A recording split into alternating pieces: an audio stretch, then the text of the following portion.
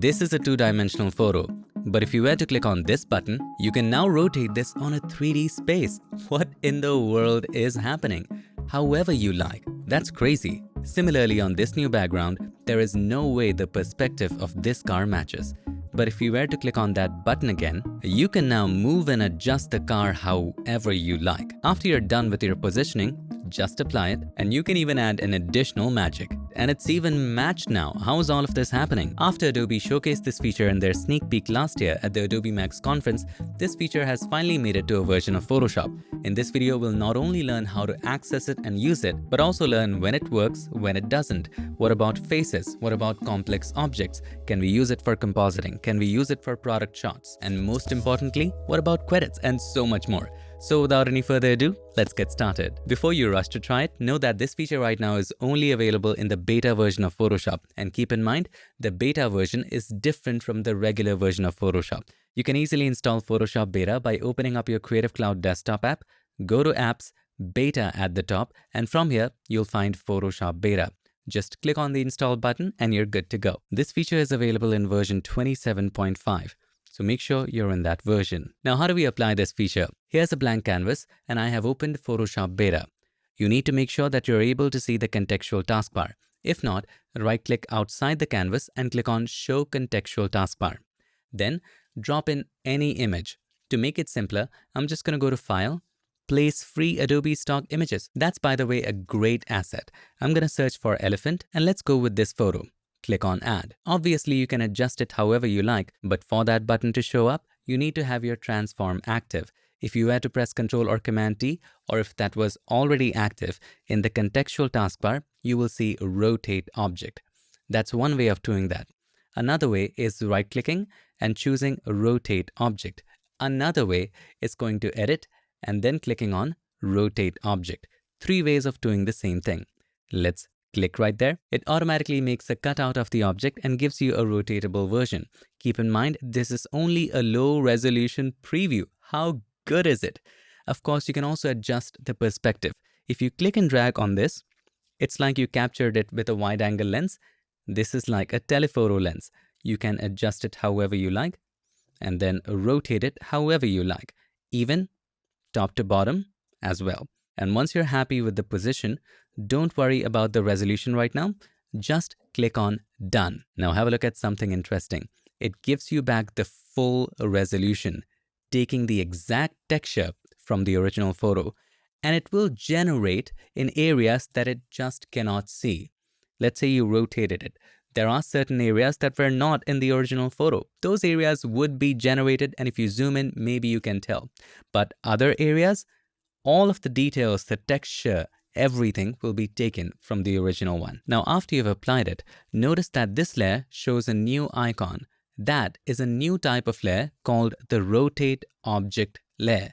And if you have the Rotate Object layer selected, in the contextual taskbar, you will see a button called Edit Rotation. If you click on that, you can edit the rotation at any point in time. By the way, another way to rotate is to click on the Rotate button and use the slider right there. You also have the tilt button that rotates it in a different direction. And again, once you're happy with the position, you can click on Done and it brings back the high resolution again. That is just the gist of this feature. If you wish to try this feature and don't have Photoshop, you can always try Photoshop for free. I'll leave a trial link in the description. Now, when it comes to product photography, can it maintain the same details? Let's see. So here we have a shoe, sneaker. I have removed that with the remove tool on a new layer so that we could separate the shoe. So with the background layer selected, let's press Ctrl or Command J and place it at the top. Now, if you were to press Ctrl or Command T, Rotate Object will show up. And if you were to apply that, it will automatically mask out the shoe. But if you want to have your own mask, you can create one. So I'm just going to click on Remove Background. It automatically does select subject and creates a mask for you. And if you have a mask already, as you can see in this layer, we just have the shoe. The Rotate Object will use that mask as a mask. Let's select this, press Ctrl or Command T and click on Rotate Object. Now you have it. I'm just going to possibly rotate it a little more this way. See, all of the details are showing up so nicely. Now we will see how it does on the other side, but for right now, Let's keep it this way and click on done. Let's see if it retains the stitching, the fabric texture and everything. If we were to zoom in, all the details are still intact. This is incredibly good. Even the mesh right there, even the fabric texture, the laces, everything is just so darn on point. There is not a single thing that I can look at it and say, all right, that is wrong. Maybe I'll fix little areas like that. Here's the before, as you can see the photo, and here's the after. This is just incredibly useful for product photos. Just take a look at this.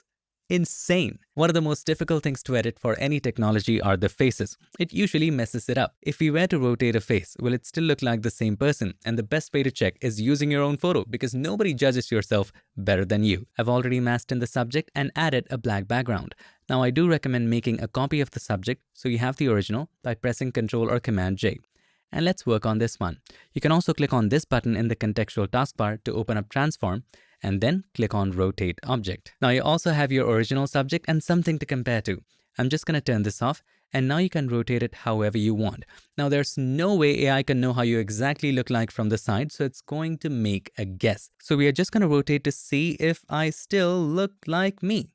Maybe a little bit like this, and click on Done. Now from what I can see, it has invented the watch because it was not there in the original photo, fully visible. But it did something there. I'm just going to arrange them side by side so you can see what is happening and compare.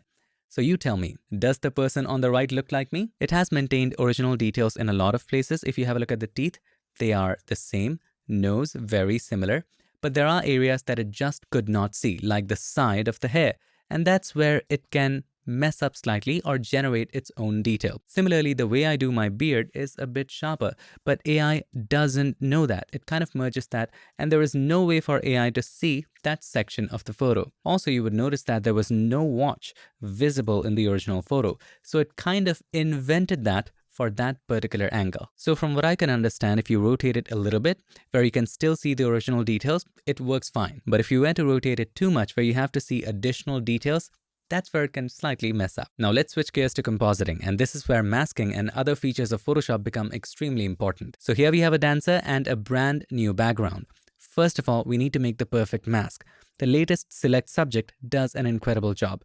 By the way, you can also click on Remove Background. It automatically does select subject and creates a mask for you. Obviously, the perspective is not at all matching, neither the colors. First, you need to make sure not the mask, but the layer is selected. Then you can go to Transform by pressing Ctrl or Command T or clicking right there.